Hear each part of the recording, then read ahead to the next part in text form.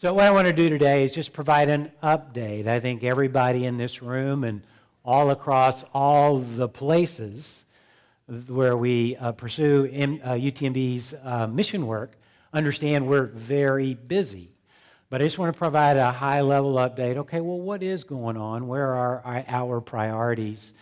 And also respond to some of the questions that our leaders and I are being asked as we travel around and meet with different groups across the university. So we'll start with that, and as always, we'll provide an opportunity to address questions at the end.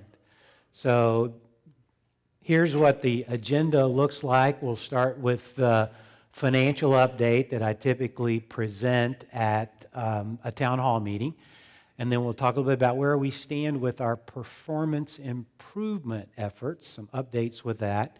And then talk about what's happening on our different campuses with a focus on facilities, but also on some of our plans, particularly relative to Clear Lake and getting that campus operational.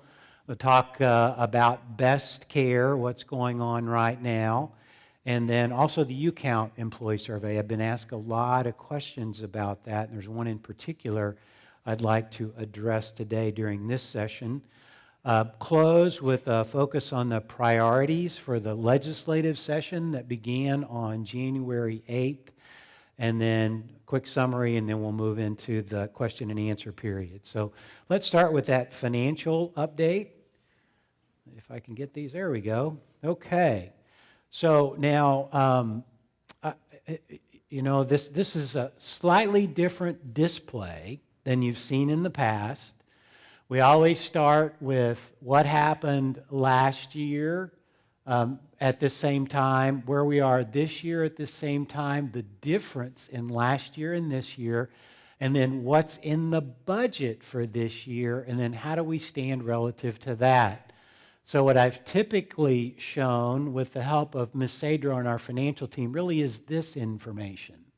What's different about this year is we're making this big investment in Clear Lake. And so we've added that as sort of a separate issue or item. We want to always be able to look at, well, how are we comparing to what we did last year and our budget plans for this year with all of the things that we planned to do previously? And then what's the performance of this big investment in Clear Lake? And then finally, how does all of this add together? Now, jokingly, what I said to Ms. Sadro, the time to put more information and make this print smaller would have been last year when we were struggling more. We're doing much better this year, and why are we coming up with this now? But that didn't seem to faze her much. So actually, if you look at the bottom line relative to our plans excluding Clear Lake, you can see that we've got a positive variance. So that's good. Essentially, we're on target. We're achieving the efficiencies that we've identified, and that's allowed us to stay on target. If you look at the Clear Lake investment, it really hasn't kicked in yet. We won't really begin to see major expenses associated with the operation of that facility until just before it opens. I'll have more to say about that in a few moments. So we're a little bit positive there too. The expenses have not accrued as quickly as they might have, but again, we're pretty close to budget. And bottom line, we're about $8.2 million ahead overall of our overall budget plan. So that's pretty good. I'm very pleased with that. Obviously, a very different story from last year when we were carrying the prolonged impact of Hurricane Harvey. So congratulations to everybody. Thank you. And let's keep up the good work as we go forward. I think you deserve applause. So when I walk around, everybody asks me, well, how are we doing with Huron and BRG? And my first response is, they're just consultants, they're guides. We're the ones doing the work. The people in this room and all across the university are working to identify additional efficiencies so that we can continue with our important mission work and continue to be successful in an ever-challenging environment. And I think I join all of our other leaders in saying thank you for the great work to date. We've identified about $186 million in efficiency opportunities, and we're pursuing those vigorously. So if you look at the detail in this slide, you can see that is composed of 357 different initiatives. About 60% have been implemented. So we're about 117 million towards the 186. 22% of those have been confirmed, which means that we're seeing the savings accrue, or we've already counted it. And so that's already near 20% of the total. So marvelous work. Again, applause, please, for all of that great work.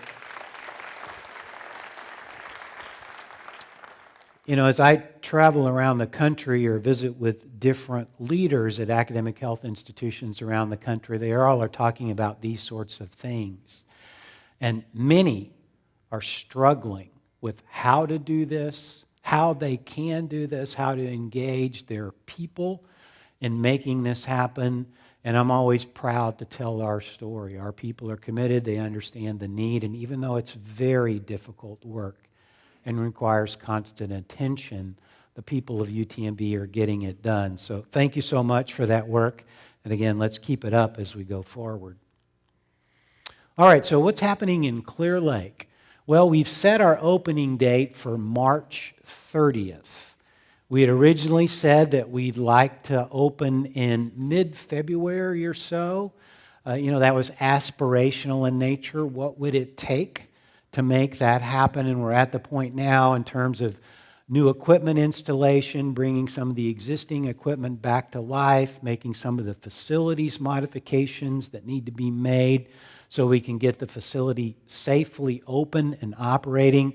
Have pretty well dictated a timeline that leads us towards Saturday, March 30th for an opening. We think that's reasonable. Obviously, not only do we want to be assured that all of the systems are working appropriately, that all of the processes are in place, that we can describe all of the flows for our patients and our staff who will work there, but we also want to test all of that with training.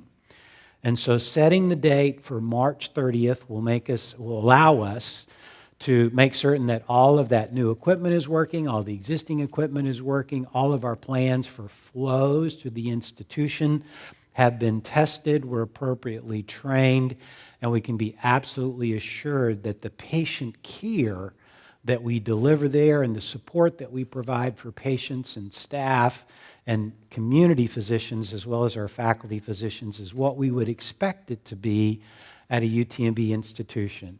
So we're progressing along. Now, what I put on this slide, actually are just those reasons that I've discussed with you before. Again, why are we doing this?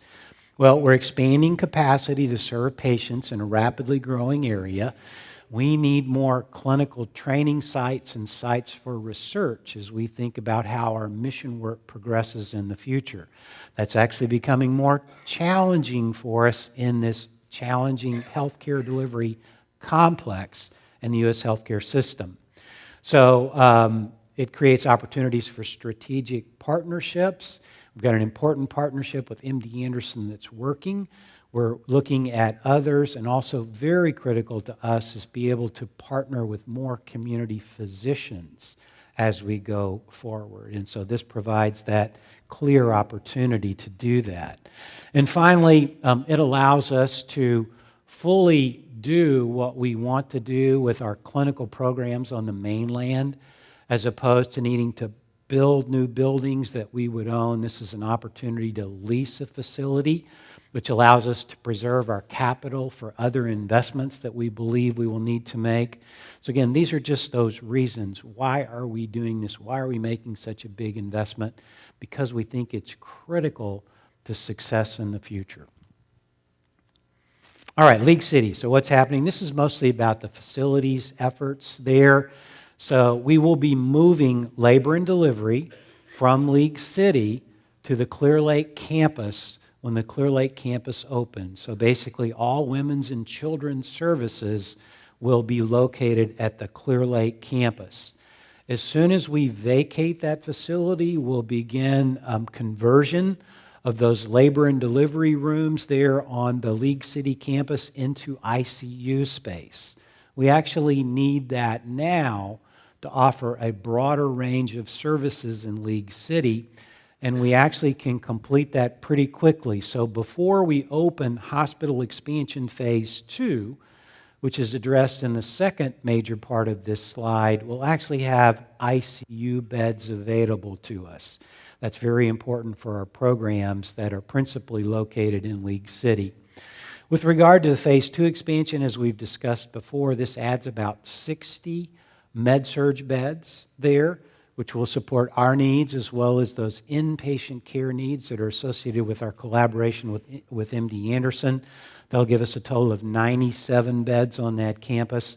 We expect to see our first patients in that expanded portion of the hospital in May of 2020.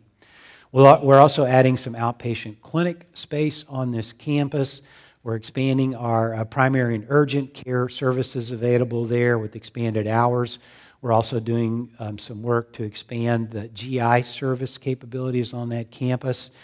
And we're adding some additional, what is now we're calling generic clinic space to accommodate future outpatient clinic needs on the campus in that Medical Plaza 1 building, which is attached to the parking garage, which is already open. So again, just a sort of high-level review of what we're doing in League City, the hospital expansion, how it relates to what's happening in Clear Lake, and what we're doing to expand outpatient service delivery sites on the League City campus. Angleton-Danbury, this is really the plan right now. We're still working to make this happen, but a number of people have asked me about this. Well, what's happening with Angleton-Danbury? What are we doing there? And the next slide actually looks at the service distribution across all of our sites. But we're collaborating, working closely with the Angleton-Danbury Hospital District, thinking about the future need for outpatient clinic expansion, as well as perhaps even a change in the location of the main hospital complex over the course of time. So the hospital district is looking at purchasing about 175 acres and a 20,000 square foot existing building that is right at the intersection of Highway 288 and Highway 35. And so in doing so, they will provide that large amount of land space that could be used to accommodate essentially a new campus for the hospital there over the course of time. Importantly for us, this existing building we think could be fairly readily adapted into new outpatient clinic space and is actually in a more accessible location than the existing outpatient facilities in Angleton-Danbury, which allows us to better pursue some of the opportunities that we see to better serve patients in that area. So we're very excited about this. Again, we have work to do, and certainly on our side, we'll have to take this plan to the Board of Regents for approval at a future date. But I just wanted to provide this update relative to what the plan is for managing facilities and the need for additional space for outpatient work in Angleton-Danbury. On the Galveston campus, work is progressing on the Health Education Center. It's almost 80% complete now. You've probably seen on the outside, those of you who drive by every day, the glass going in. If you go inside, you see the work on the terrazzo floors. I had a chance to walk through there in November. I am so excited about that building and the opportunities that it will offer for our students as well as our faculty and staff who are involved in education. It's going to have some phenomenal capabilities to support education of our students, our ability to markedly expand our use of simulation techniques to allow our students to experience firsthand what it's like to care for a patient. What it brings in addition to existing facilities is more space to do that, a higher level of technology, and a much greater ability to consider the continuum of care. One of the things that's difficult for us today is that we can simulate an acute illness in the hospital. We can simulate a patient with a chronic illness being admitted to the hospital, getting care. We can simulate an outpatient encounter, but we don't currently really have the ability to put it all together. So what happens with a patient who has a chronic illness? What does care look like for a patient who's diagnosed early in the course of a disease? What happens as that disease progresses? What are the roles of the different providers who are providing care for that patient and helping them control and manage that illness? What if something unexpected happens? For some reason, the disease or something associated with it goes out of control, and the patient requires emergent hospitalization. There's even an ambulance port there to simulate bringing a patient through an ambulance entry into a hospital. What if the patient requires critical care? Well, we can simulate that too, and then simulate the transition from critical care to medical surgical levels of care to then moving on to a transition facility and back to outpatient. So if you think about what we're trying to do for our students to understand what it's like to truly manage patients, no matter your role, as a nurse, as a technician, as a staff member who supports care, as a physician, this facility allows us to bring everybody together around those patient experiences, teach about the different roles, actually have the students sometimes take another provider's role so they can better understand what the role of that provider will be in supporting what they do with a patient, particularly one who's complicated. So again, just some marvelous capabilities associated with the facility. We plan to have it open in June of this year, so be doing some things with our existing students and then be able to accommodate our entering classes who will start in the late summer and early fall. So again, very excited about that. Appreciate the work of Dr. Janet Sutherland and all of our deans and working with our faculty to put together our educational curricula that will take into account the offerings provided by this building. Great work, and very excited to see that all come into play. With regard to the John Seeley, again, it's pretty visible for those of us on the Galveston campus to see what's happening there. The exterior changes now are very visible. I had a chance to walk through a couple of weeks ago to see some of the interior changes. I'm also excited about what this building will bring to our inpatient care, essentially the fit and finish of the interior of the renovated John Seeley will match the fit and finish of the Jenny Seeley Hospital. And so we'll have a marvelous ability to provide all aspects of care for patients who come in as part of our Women and Children's program here on the Galveston campus, future inpatient psych facility, as well as inpatient rehab. So we're moving along. The first phase of that will be operational in 2020, and then we'll continue on with the second and third planned phases of renovation to make it fully operational over the next several years. So I am frequently, and I think along with Ms. Sollenberger and Dr. Mouton, Dr. Bardwaj asked about, now remind me, there's so many moving parts, remind me which service lines will be where as we occupy the Clear Lake campus, change our offerings or adapt them on the League City campus, pursue additional opportunities in Angleton, Danbury, and what happens here at the mothership, if you will, the Tertiary Quaternary Academic Medical Center here on the Galveston campus. So let's start with Clear Lake.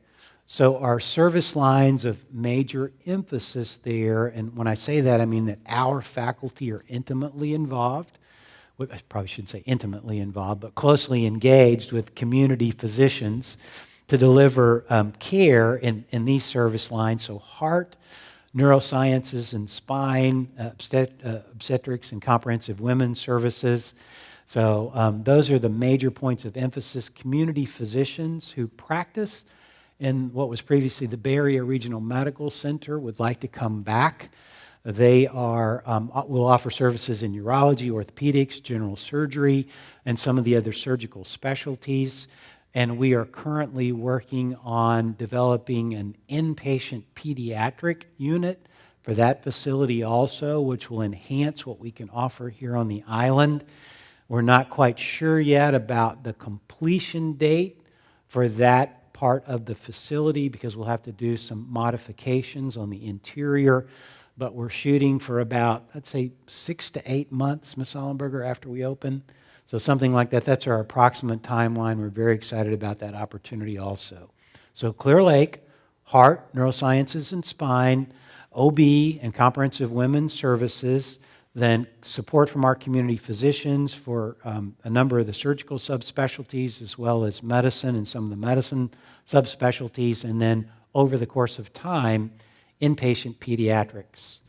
For League City, remains the principal side, obviously, of our collaboration with MD Anderson, so working closely with them to deliver not only cancer care, but care that is needed by cancer patients as they are coming to that facility for significant treatment.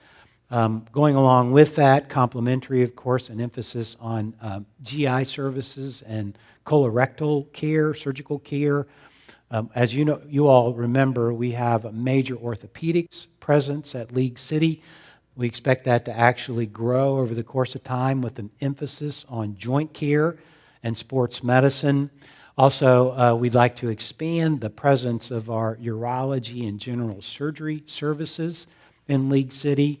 So these are the major points of emphasis. This is not totally inclusive, but again, this displays our principal plans for what will occur on the League City campus.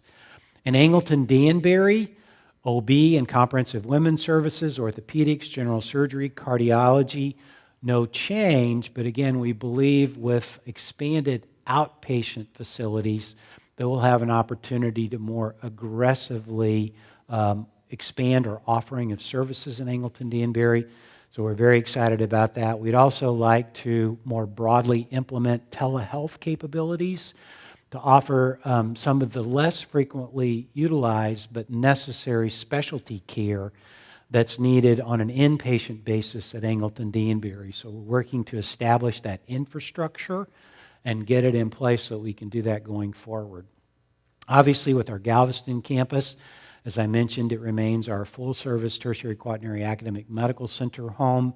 Our level 1 trauma center remains here, and we're planning on opening that inpatient behavioral health unit and inpatient rehab unit at some time in the future.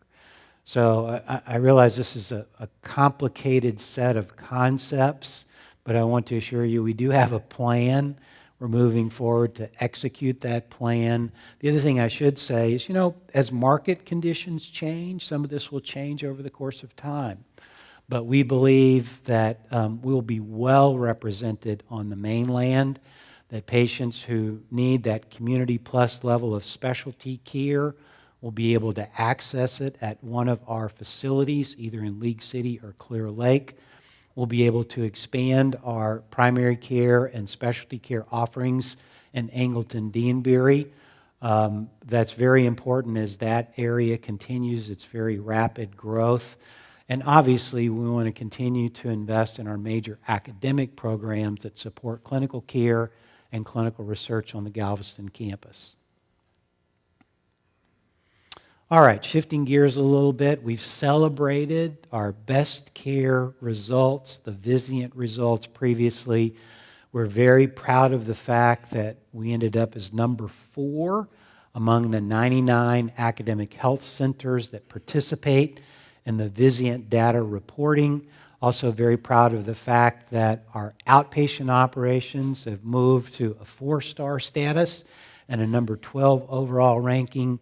And we certainly want to continue our good work and keep our rankings high as we move forward. So a number of people have asked me, well, where do we stand?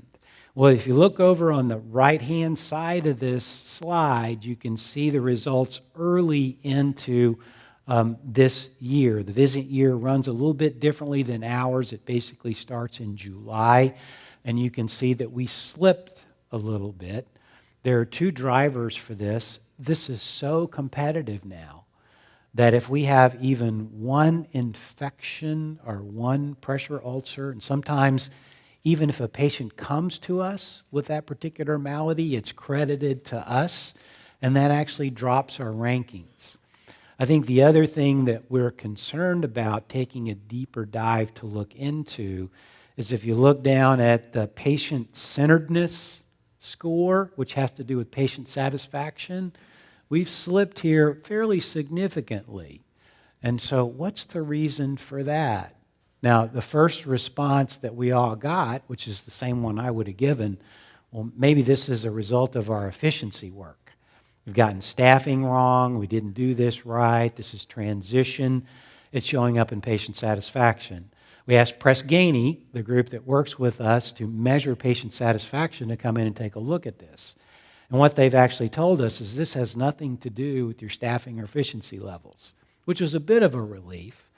But it's also a bit of a challenge in that what they've told us this represents is the difference in the levels of teamwork among the inpatient units. What they've demonstrated to us is a correlation between high scores and those units where there's very close teamwork, where the physicians are rounding with the nurse leaders. People are participating in what are called the POCR rounds, so progression of care rounds, POCR. The units that are not doing so well are those that aren't demonstrating that close teamwork. And the way that's manifesting is that patients are hearing different things from nurses, different physicians, and different staff members because they're not coordinating their communication and care as well as some of the other units. So we understand that now, and you may have some questions about that, and I'm going to call on Ms. Sollenberger to help me answer that if you ask those questions. We know what the issue is. Now, all of us want to be good team members, right? So it's not about the want to. This is a question, how do we best facilitate that? We're all very busy. We've optimized the times that we make rounds, the nurses and the physicians, the other caregivers. So how do we step back together as team members that work on a particular unit and take a look at that and do a better job? If we can't all make those rounds together, at least get together and make sure that our communications to the patients are consistent, that they're regular and timely, and patients understand what's going to happen. So, and that's not just a challenge for us, that's a challenge for any busy hospital or health system in the country. So anyway, that's where we stand. Obviously, this is an opportunity for improvement, but we're engaging it, and I think we'll improve actually fairly dramatically if we continue on the current course. All right, so another thing that I'm regularly asked about the UCount survey is, what are we doing with that? We got all this information. We've seen some things about an institutional response. And by golly, in my particular work unit's case, what you've said about focusing on resilience and decompression for employees and employee concerns about quality of care and willingness to refer family and friends, that's not what our unit reported. Why are we wasting time on that? And what about what our unit reported? Do you care about that? Well, absolutely we care about that. And so we're in the process now of diving into the information and trying to develop work unit specific plans that will allow us as an institution, all of us together, to better understand the needs of employees based on their local feedback, as well as address this issue, which is fairly pervasive, about our quality outcomes, the actual outcome measures, the Vizient measures showing one thing, but some of our employees not feeling that we're doing well enough. What's causing that disconnect? And also, we're very concerned about the well-being of all of our employees, staff. I mean, we're all under pressure. Again, we're living in a time of very dynamic change. Doesn't matter whether you're focused primarily on education, research, patient care, or administrative support, you're feeling that pressure. And so it's not just about us saying as an institution, well, you need to do a better job of meditating, good luck, go ahead. We have to figure out how to relieve that stress and that burden, take a more active role working with our employees, understanding that our operating environment is going to continue to change very rapidly. So how do we reduce the burden that we all feel and help us all be most successful in creating innovation, accommodating change, and helping the institution continue to be successful? So the focus of this effort, again, is based on that institutional concern about the wellness and resiliency of all of our people living in this time of dynamic change. And also, what do we really think about ourselves and what we're doing? What concerns are truly being indicated by these results? And how do we best deal with those as an institution? And then obviously, what are the concerns of the local units? How do we support the staff members and the managers at the local level in addressing those and trying to avoid what we've seen with some employee surveys in the past where employees and managers feel like the institution, and pointing the finger at them and saying, Martha Levonic, look at these results, and by golly, this is your fault, and you better get out there and fix it. So no, that's not the message at all.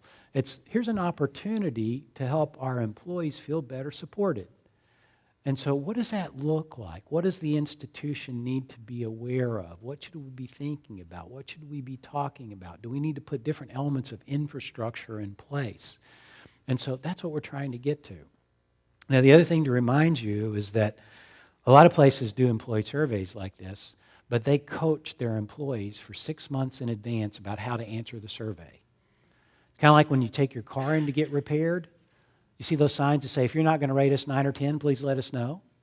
We're either not going to send you a survey or we're going to tell you need to change your thought.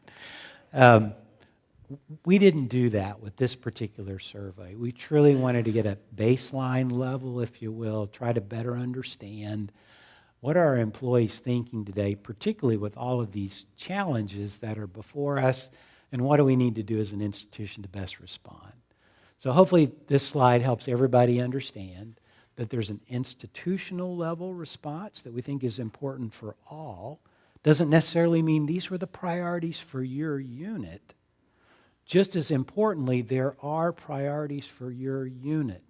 We're concerned with both of those parts of the feedback and want to address both of them as we go forward. All right, so this is just, I asked Dr. Ian Barrett and Dr. Marlon Sukal to kind of talk a little bit about some of the techniques that they might use, just so you know what's out there. So what we chose are the high quality and care and service. I would recommend UTMB as one of those areas that we want to address. On the right-hand side of this slide is, well, how would we address that? So we're going to do some random surveys. We're going to do some focus groups. We're going to analyze the feedback, take a look at those as institutional, go back with those subgroups that have been involved. Does this make sense? Is this what you really said? And then start working on responses. How do we address these concerns? What do we need to do better in this area? So that's how the process will work.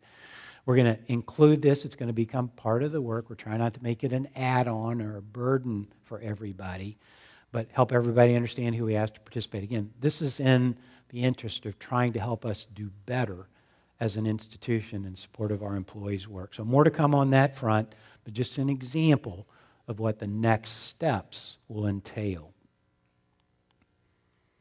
All right, so I mentioned the legislative session kicked off on January 8th. They're in the process now of coming together. They've started some of the hearings.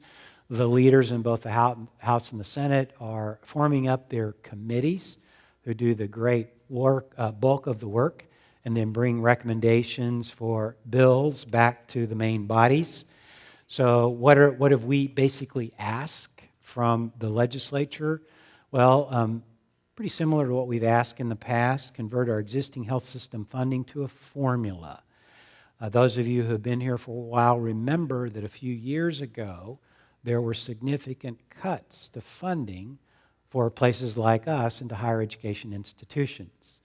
There was a 10% cut in formula funding. There was a 25% cut in other, if you will, freestanding items for appropriation. Well, our support for our healthcare system is considered one of those freestanding items. So could we to make us more like MD Anderson and UT Health Center Tyler, convert that freestanding appropriation into a formula. Realize it's kind of a complex concept, but we think it's important to us. We just want to be treated like everybody else. There are some signs in some of the base appropriations work that's emerging on both the House and Senate side that they might be willing to consider something like this or a portion of this. So we'll be having those conversations with the legislators as we go forward. Restore remaining cuts from the 85th legislative session with no additional cuts to funding. The base appropriations bills are out. So thus far, at least in terms of their foundation, where they start in the discussions, good news is no additional cuts. Bad news is no major restoration. So anyway, we'll be talking about those things as we go forward, and hopefully we'll have an opportunity to get some additional funding in support of our mission work as we go forward. If you skip down to the fourth bullet point, this one that mentions TRBs, the tuition revenue bond is a financing mechanism used by the legislature to provide capital funds for higher educational institutions across Texas. We actually received a TRB to support the building of the Health Education Center. We also received a TRB to support the building of the Jenny Seeley Hospital. There's no definite word yet on whether or not the legislature will consider tuition revenue bonds or supporting capital needs. There's a significant need across higher educational institutions all across the state. So at least we've been invited to talk about what funding, TRB funding, might be used for here at UTMB. So we'll have that opportunity as we go forward. Finally, sustain reimbursement for our correctional managed care services so that we can continue to essentially cover our cost associated with the delivery of that care. The legislature is pretty firm in expecting that we basically provide very efficient services for offender care for patients coming out of the TDCJ. We continue to demonstrate to them what our costs are, show them how efficient we are. But there's always a discussion involving us, legislators, and the leaders of the Texas Department of Criminal Justice about what that really looks like. So we certainly will have the opportunity during the session to talk more about that. Now, some of our CMC colleagues have asked me, well, are there specific priorities for CMC operations? So I just listed on those on this slide in response to that question. So, and a reminder that our CMC appropriations request for dollars in support of that operation, actually come through the Texas Department of Criminal Justice budget. So we don't make that direct case. We speak with our TDCJ colleagues, explain what we think we need. They process that in light of all of the other requests that they must make for support of that entire operation. And then they carry that on our behalf to the legislature. But at least in terms of what we've spoken to TDCJ about are listed on this slide. So full funding of what's called a supplemental appropriations request. It seems like in every biennium we're given a little less money than it actually takes to operate the system. The legislature expects us and TDCJ to solve that problem to the extent we can by shifting funds around. And whatever shortfall exists is then put forward as a supplemental appropriations request. We think that shortfall is going to be, Joe, 60 million? 200 million, excuse me. I'm sorry. Forgive me. How could I make that mistake? In any case, we'll calculate that number and go forward with that supplemental appropriations request through our TDCJ colleagues as appropriate. Consider an adjustment to the base funding, basically to cover the cost of inflation. We know that the cost of health care continues to go up. It typically is slightly beyond the inflation rate, the general inflation rate for services in the country. So please consider that as they make the funding appropriation going forward. We need some information technology support. The systems that we're using, particularly some of the hardware, are pretty dated now, and there's a chance for failure with a significant impact on operations. So we'd like some help on that front. Along with that, some older equipment that serves the units, as well as some of the facilities needs that exist associated with older facilities that we'd like to have funded. And finally, as you know, the legislature, through this appropriation, set salaries for folks who are employed by us and work in CMC operations. So we carry forward our request. We show them the market data and ask for them to appropriate the money that will allow us to make sure that our CMC colleagues are compensated at the market level. So those basically are our legislative priorities for CMC, again, going forward through the TDCJ appropriations request, but fully supported by us, and we'll be there with TDCJ when they have their hearings about their funding request. So before I get to key takeaways, I think most of you saw the global message that I sent out about the BURN program yesterday. I put that out because it's pretty clear that BURN research has been suspended. I just wanted everybody to understand the basis for that suspension. What I really wanted to do today is to say thank you to the people who came forward and notified us that something didn't seem quite right. And the reason I wanted to do that is because, we need that all the time. Not only in research or in education, clinical care, but all across UTMB. It's hard to do, particularly in certain circumstances. But what we do is complex. We have a lot of public trust that enables us to go forward and do what we do. And if things aren't done appropriately or correctly, then that public trust is at risk. So just a reminder that we all carry that responsibility of looking around us, watching what's happening, and even though it's difficult at times, particularly under certain circumstances, I really ask that if you see something that doesn't look right, use the anonymous compliance hotline, use one of the other communications channels to let us know. Particularly in healthcare, I think any of our physicians would tell you that we need help all the time.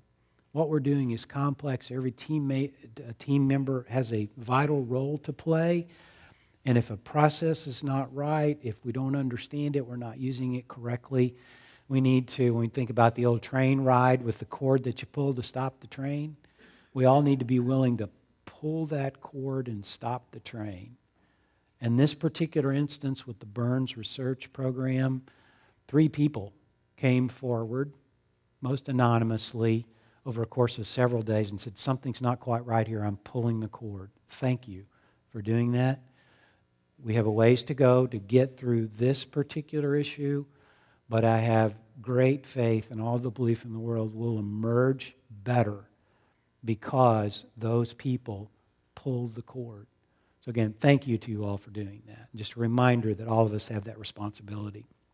So finally, key takeaways. So good financial performance. We congratulated ourselves already. We want to continue to celebrate that and continue our work to drive efficiency so that we can continue all of our mission work as we move forward. Everybody's worked on this. It's not the consultants, it's UTMB's people who are doing the work. And so thank you to all of us, to all of you who are engaged in helping us. We continue to think about what we need in terms of facilities and sites and locations to allow us to be successful in the future. We've detailed today some of our plans. We continue to think about what the future looks like, what is the appropriate role of UTMB as we educate the healthcare workforce of tomorrow, continue research to improve diagnosis, treatment, and prevention of disease, and help design the healthcare system of the future.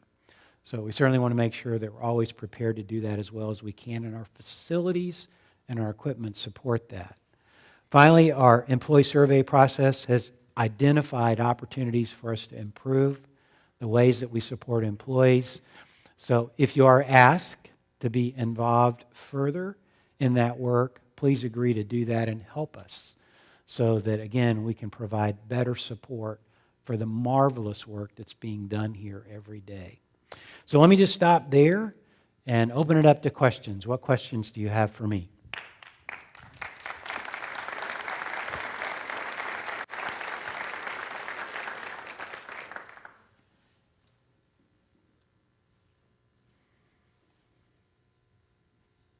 Oh, come on. All right. Here comes Dr. Redkin. Thank you, Laura. Thanks a lot.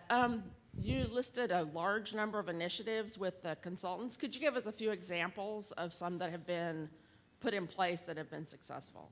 Let me actually ask Ms. Sollenberger to talk about some of that because the health system obviously has been closely involved. We can also ask Mr. Skinner. I don't know if he's here. He may have a lunch. Oh, is he here? No, okay. Well, Dr. Mouton or Dr. Bardwaj. But Ms. Sollenberger, would you start? Just talk about some of the work that's been done so far.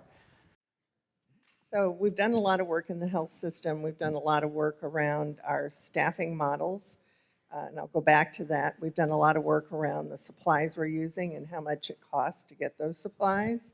We've done work around if certain tests are appropriate, or could we forego that. So we've been looking at order sets to see if we have, a blood test in the morning and the same one we're repeating at night, or even the next day that we might not need. Let's revise them so that doesn't happen. We've also looked at certain programs and we have either trimmed them down or we have reduced them. Some of those have been excellent. You saw our results that we're doing a little bit better, not a lot, but a little bit better than budget. And so that's very positive. We also we also addressed a lot of our agency and overtime use just to make sure it was appropriate. Many of the things have been very successful. Frank Reigard and his team, I saw Frank here earlier, they've done yeoman's work helping us with some of those costs and getting better supply costs. There's some things, and I think I mentioned it in the Friday Flash today, some areas where we may need to adjust. We may have gone a little too far. And you'll recall, I think I've been in several forums where Dr. Callender said, look, we're doing the best we can, but if we see reasons where we need to make some adjustments, we will. And some of the adjustments just need to be made because our volume is coming back. And that's a good thing. But we need to make sure that we're keeping up with the right complement of staff to make that happen. So overall, those are some of the kinds of things, our staffing models, our supply costs, when we're using the supplies, are those the appropriate times, looking at tests and the cost of those, and should we do them? So does that answer your question, Laura? I think it gives you, it's a wide array of things that everybody is really deeply involved with. But I think my message I want to make sure people understand is we aren't doing this to cut cost. We're really doing it to practice in a better way. And sometimes most of the time we make really good decisions on how we can do that. A few times we may look at it and go, that didn't turn out the way we thought. And we're going back and looking at that and making the tweaks that we need to make in order to make sure that we're delivering good, safe patient care. Thank you, Ms. Sollenberger. And just along with that, as Dr. Mouton prepares, many of us are involved in some way with delivery of health care. And my personal perspective is that our health care system across this country could function so much better. There's a lot of inequity, a lot of disparity. And Laura, I know your department members do research in this area. We all need to work together, not just at UTMB, but all across the country, to figure out how to make our care delivery processes more efficient. Think about the approach to delivery of care, particularly for patients with chronic illness. Can we do more to keep them out of the hospital? Can we engage them more effectively so they better understand their disease, can make better behavioral choices? So this is something that doesn't go away. Now, we're involved in a lot here that's focused specifically on what we do, but this is a challenge for the entire health system across this country. It doesn't go away. I think it remains with us as we go forward, and we will continue to struggle, but I believe appropriately so, to figure out how we use our resources most effectively to improve health outcomes in the country. So anyway, Dr. Mouton, I'm sorry. Yes, and as President Callender and Ms. Albert said, we're working closely to look at efficiencies on the academic enterprise side in terms of what we have already looked at moving forward. We've looked at library services, looking at how we can better utilize some of the library services and streamline costs there in terms of platforms. We continue to do work on both the faculty compensation incentive program, the administrative support structure, as well as research resources. And if you show up on, what is it, January 30th now, at 5 p.m., the town hall, we continue to discuss some of the things we're moving forward on the academic enterprise side of the house with our Huron consultants. And really it is focused on efficiencies, how we can do things better, how we can make life better for all of us as we work here at UTMB. So thank you, Dr. Roykin. Anything else? Any follow-up question? Okay, all right. Thank you very much. Another one? Yes, ma'am. Dr. Sutherland. I should have pointed you out earlier when I complimented you. Thank you for all that marvelous work supporting the opening of the Health Education Center. Thank you. I have a question in terms of the research infrastructure and what has taken place. How will what has happened impact the research enterprise overall? You mean what's happened with the Burns research program? What happened with the Burns? How will it impact other areas of research, or will it have any It's not significant impact? I don't think I can answer that yet, and I think it'll take the conclusion of all of the investigation to really look at that. The biggest thing that I see, and I don't know all the details, far from it, but this is a complex situation involving two institutions. So our faculty, with our institutional review boards, engaged with delivering research services at Shriners, where we don't have access to their medical record, at least as an institution. And so, we really need to think about that. Obviously, Shriners is very engaged with us too, but if there's any impact at all, I think it's most likely to be along those fronts.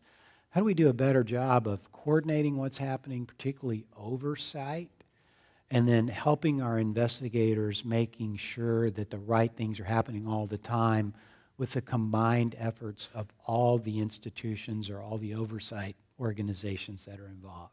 So that's just a hypothesis at this point, but it'll be borne out or perhaps refuted by the finalization of the investigation. And we'll certainly let everybody know when that happens. And if there are major lessons learned that we think are more broadly applicable, we'll certainly talk about those. So thank you. Other questions for me? Okay, all right, Dr. Redkin. The federal government shutdown, how are we being impacted by that? Just little things. I mean, even the engagement on this research issue with the federal agencies that provide oversight. It's hard to get them to answer the phone these days. And even though we've done all the reporting, we know we need follow-up and we need their engagement. Right now, it's pretty tough to get it. Ms. Sadro, have we seen an impact yet on research funding? We're not seeing any impact. Thank you. We're not seeing any impact yet, unless it's happened the last day or so, in terms of receiving reimbursement for research funding. Obviously, they're not taking a lot of applications at this point in time. So today, we've not seen a lot of impact. So obviously worried about competitive renewals, opportunities for grant submission going forward. Hopefully, and I'm sure I'm going to get in trouble for saying this, they'll get their act together up there and get back to work. But in the meantime, we'll move along as best as we can. And probably a good idea, thank you, Laura, for the prompt, to just kind of put that out there in the line of communication. Well, what are the impacts of the federal shutdown thus far? And if we know something about how to mitigate a negative impact, then to put that out too. So thank you. Yes? We have several national contracts which are going to be impacted by mid-February to continue. So is there someone we should be communicating with about that? Yes. Thank you. Yes, so where are you, Laura? I couldn't see- Oh, there you are. I saw you stand up at the mic. Yes, if you would contact John until the 31st, and then me after that. Everyone knows John's retiring. But yes, if you would do that in those specific circumstances, I'd appreciate it. Okay, thanks. Yeah, where's John States? Stand up, John. Let's give John a round of applause.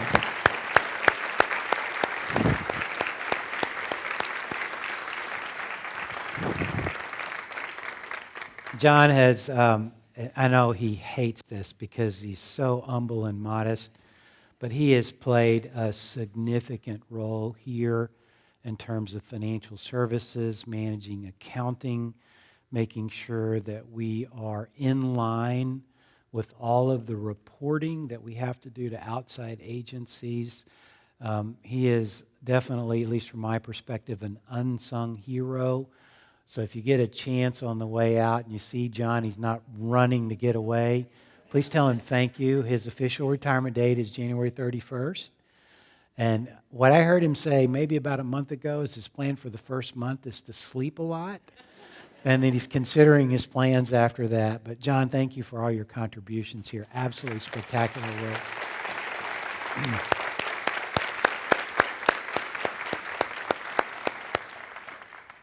We're almost at 1 o'clock. Any other last question for me, maybe? Yes, ma'am. Consolidate any of our clinics in League City to the League City campus? Like we have PD and the wound care clinic kind of across the street.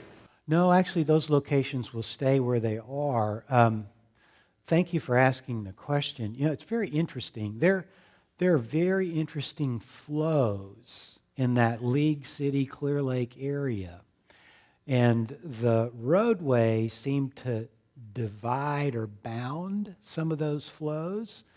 It's very important that we be represented on the west side of the freeway, particularly for primary care, and on the east side of the freeway for primary care and specialty care. So we continue to look at our physical geography, if you will. We think having those established locations in place is important as we move forward. We may do a little bit of shifting around. For example, we've talked with dermatology about expanding their clinic space but moving it across the freeway to the east side in that town center space that we're now occupying. But in general, we don't plan to abandon any of those spaces. In fact, we think as that population grows, it's growing very rapidly, we need to think about more of a physical presence on the mainland, and then what are the right sites? Are there opportunities at those sites for further expansion based on what's happening around those clinics? What are other sites that are available for us? Are any of those flows changing? Do we have the right access to primary as well as specialty care? So those are all great questions to ask. We continue to try to come up with what we think are the best answers to those questions. But specifically, none of those things are changing. Thank you. All right, thank you all for being here again. Thank you for marvelous work. And we look forward to continuing all the things that are happening. Thank you very much. UTMB Health, working together to work wonders.